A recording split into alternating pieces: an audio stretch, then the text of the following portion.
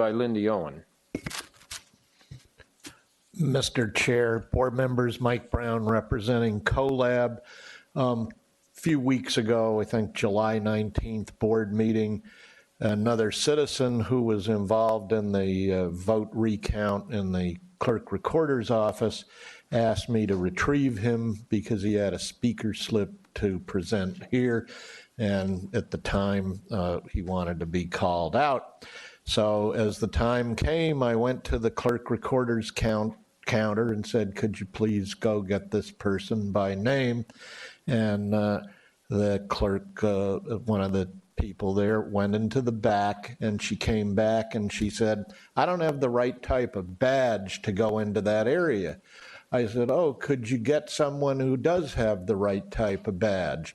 So then she and another person came, and I re-explained the situation. So that person went back, and after a while came back and said, you're at the wrong counter. You have to go down the hall here to that other counter that I guess they use sometimes during elections. So I went down to that counter and there was no one there. So I had to yell into the back, and finally someone came out, and I re-explained the situation and barely then was able to have them retrieve the person in time to speak to you on his speaker slip here. But what bothers me is the indication, and that this has been told to me by others involved in the recount, of a very rigid, opaque, and anti-citizen approach in that office. And I know nothing about the recount. I don't know anything about the metrics so far or anything, but I think it does reflect perhaps an attitude. It would seem to me that given the general question about the fractionalization issues and so forth that may be attendant to the Dominion voting system, if the clerk recorder really said, come on in, let's take this apart and you know, see if we can understand if any of these issues are true, it would be a much better process. And of course, even though that's an independently elected office, you do have some jurisdiction, particularly with respect to the costs that are being incurred on certain days due to the District 4 hand count. And in that regard, I've been told that you know, they're imputing full cost loads even though these people are already on the payroll, including requests to the county council's office. Yeah. So I think you ought to take a look. Your time is up, Mr. Brown. Ms. Owen, followed by Gary Kirkland. Good morning. It's kind of a first time I've been here, but thank you guys for the work that you do. Okay, but what I want to talk about is the election fraud. Now, I don't know for a fact that there was election fraud. I consider myself to be a logically thinking person. The problem is, you know, let's go to the machines. Has anybody been inside the machines? Has anybody seen the programs? I mean, it would just seem that, okay, here it is, open it up, look at it, and that would solve the problem. But as long as people say, no, we can't do it for this reason or that reason, it appears as if something's hiding. And that to me, that's a big issue. It just, you know, we need to know that if they're honest or not. Now, there are lots and lots of videos and statistics and things that seem to indicate that perhaps there was a lot of cheating. But again, open it up and look at it, because as long as you hide it, we think you're cheating. That's all. So just, you know, I just ask that if you can, open it up, look at it, and make sure that it's right. Because again, if you hide it, why would you hide it if there was no cheating? That's it. Thank you very much. Ms. Smith, followed by Sandy Adkins.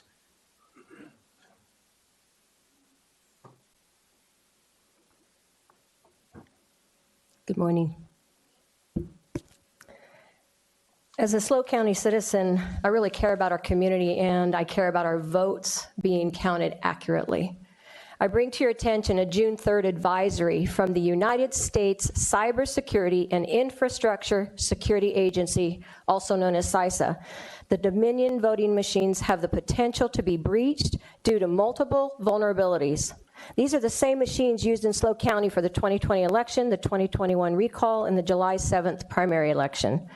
These machines and others have caused so much controversy across our republic. I submit that as a voter who reasonably requests that all legal votes count, that tolerating even one vulnerability in our voting system by this county is inept at best and nefarious at worst. On our recent primary election day, July 7th, the latest Rasmussen poll found that 50% of all voters believe widespread cheating will affect the outcome of the upcoming November election. Of those voters, 36% are Democrats, 43% are independents, 71% are Republicans, and in spite of the propaganda lies about supposed voter suppression, that same poll reported that 46% of black voters do not trust our elections either. The American people's trust of election machines is not getting better, it's getting worse. Regarding the 2020 election, polls across America time and time again reveal that between 52 and 59%, a very clear majority of Americans, believe that cheating has affected the outcome of the 2020 national election. So try as you might, this issue is not going away. Because under the election code, this board certified those election results, along with the recall election and this recent primary. You did. To certify something is to say that it is trustworthy. I submit to this board that we, the people, don't work for you. The burden of proof shouldn't be on us. It should be on you to convince us that the vote counting machines, the voter rolls, and the vote by mail system is trustworthy. From the vantage point of the majority of Americans, they clearly are not. And as a voter and citizen of SLO County, I'm asking that you rid SLO County of all voting machines and we go back to in-person voting held on a single election day using hand-counted paper ballots and completing the vote count on election night, just like the good old days. Also, with the Newsom's open border scheme, we need to require voter ID, just like we need an ID to legally drive a car or to apply for food stamps, just to name a few examples. Lastly, I also ask that this board require the preservation of any and all of the November 3rd, 2020 election relevant materials for another 12 months beyond the September 3rd destruction date so that a forensic audit finally can be performed. Thank you. Ms. Adkins, followed by Linda Becker. I'm Sandy Adkins from Paso Robles. I've been here before about your inept clerk recorder, and I'm here again because she hasn't improved. She just seems to get worse. I don't know what the problem is. Maybe she needs some training. An entire month to count the lightest voter turnout in a long time, maybe ever. More than twice as many ballots sent as returned. And now, this recount. If people felt secure about their voting system, there'd be no need for a recount. The cost of this recount, who decides that? And do they decide how long to drag it out? It looks as though the office is trying to hide something. If everything was on the up and up, I'd think that all the employees would be more than happy to show what a great job they had done. It also appears that Ms. Cano is double dipping. The county, as in we the people, pay her regular salary, and the recount people are also paying her a salary plus benefits, and she's not always there. At this juncture, she is still your appointed employee. I'm hoping someone here who has some influence with her will remind her when she takes her oath of office that actually signifies she is a public servant, meaning she serves the public. Not an autocrat, but as someone at least trying to give the appearance of being helpful. It would be great to get this primary over and done with before November. Ms. Becker, followed by Cindy Muir. Good morning. Regardless of political affiliation, we all want to be confident that every vote lawfully cast is accurately counted. We can no longer ignore the obvious defects in current California law. To regain confidence and support of the electorate, election integrity processes must be improved. California Election Code guarantees every registered citizen one privately cast vote, which is accurately tabulated. However, many defects have been documented in the process. According to the Nonpartisan Election Integrity Project California, almost 124,000 more votes were counted in the California November 3rd, 2020 election than voters recorded as voting in the election. More than 7,700 voters had 2 votes credited to the November 3rd, 2020 voting history. That's mass double voting. California had 1.8 million more registered voters than eligible citizens. 23 counties, are highlighted in their report as having more registered voters than eligible to vote. We must preserve all ballots from the November 2020 election. California's online and DMV registration systems changed 33,000 foreign-born voters' birthplaces of record to California or to the United States, thus potentially masking non-citizens unlawfully registered to vote. California allows ballot harvesting without a chain of custody. This provides an opportunity for cheating. Let's say steaming open a signed ballot envelope and replacing it with your own preferred candidate. Why are signatures only validated on vote-by-mail ballots and not when a voter signs a roster in a polling place? Without voter ID, we cannot be assured one vote per legal voter.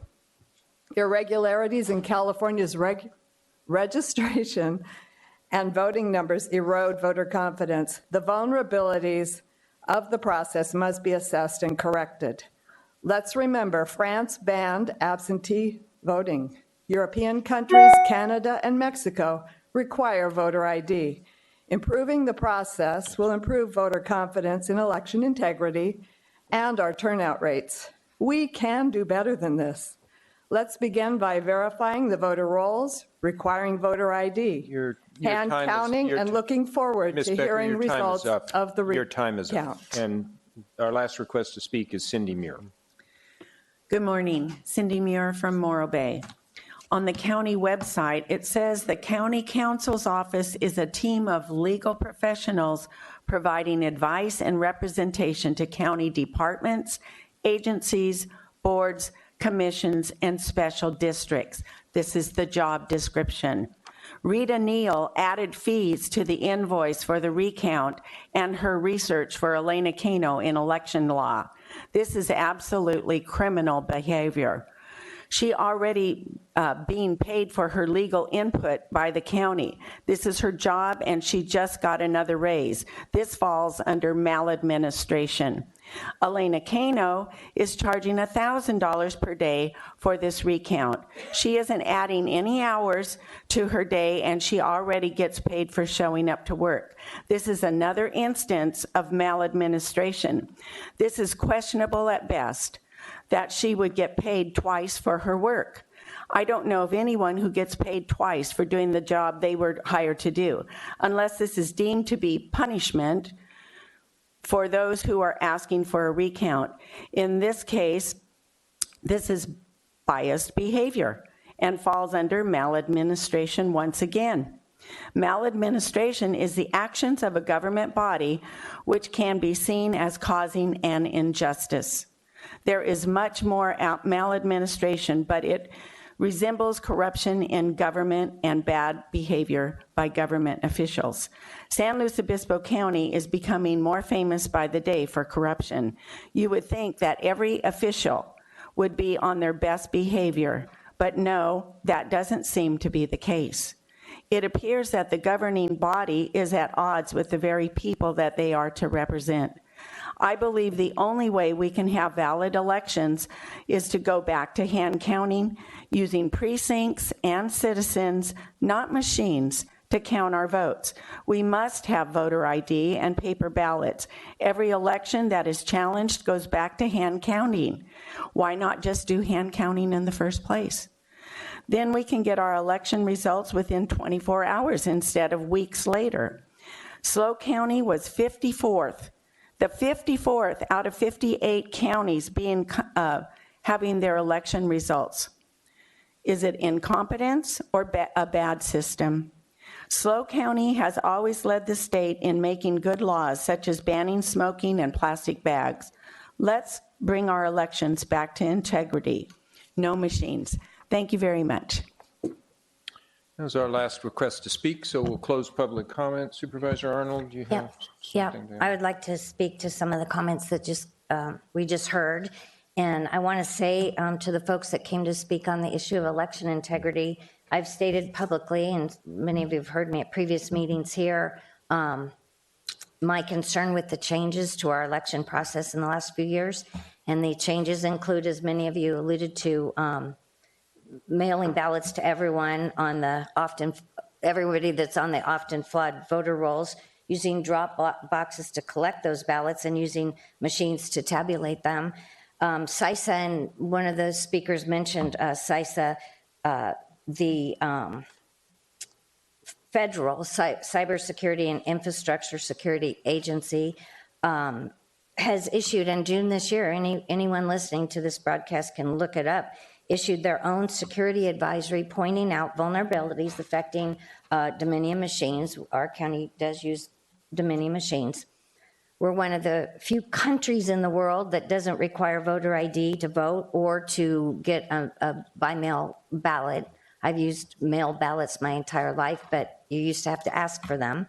We're one of the few countries in the world that takes a month to count their ballots and conclude the election process, and we evidenced that in this county in this last election.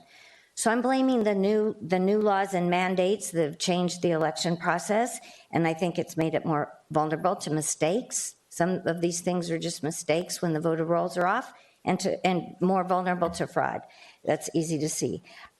These citizens that are here today that came to speak are here expressing many of the same concerns that I've had, and I just want to thank them for being poll watchers, for being election observers, and that work has led them to continue to work on this issue of election integrity as we strive in this county to ensure accurate elections. I think it's time to kind of work together. Citizen voters are legally allowed to come in and observe and try to help with ensuring that all of us have accurate elections. So I did want to say thank you for your work. Any further commentary? Ms. Ortiz-Legg? It's really hard to listen to this week after week. I'm just going to say that. I know you guys have the desire to have the same thing we all want, and that is to have a system that's secure, that's accurate, that's safe, that represents the votes of the people.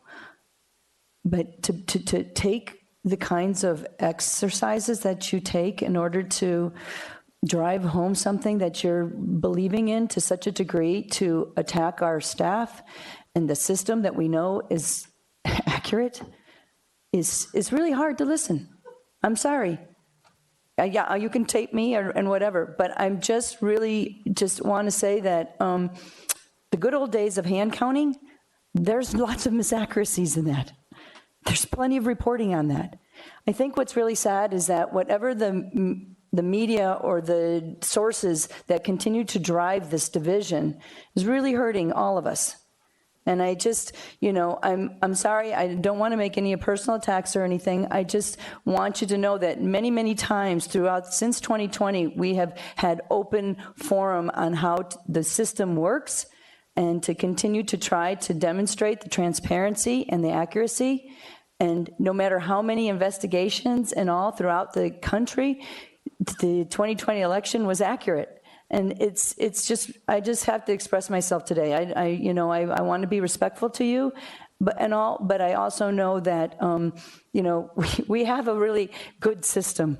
And while, there's changes afoot, we have to continue to stay on top of it. I appreciate that, but it's really difficult to listen to the same kind of discussion over again, because it's no matter how many times we try to prove, why it takes longer, because we want to make sure it's accurate. That's why it takes longer. So anyway, I'm sorry. I just had to speak up today. So thank you.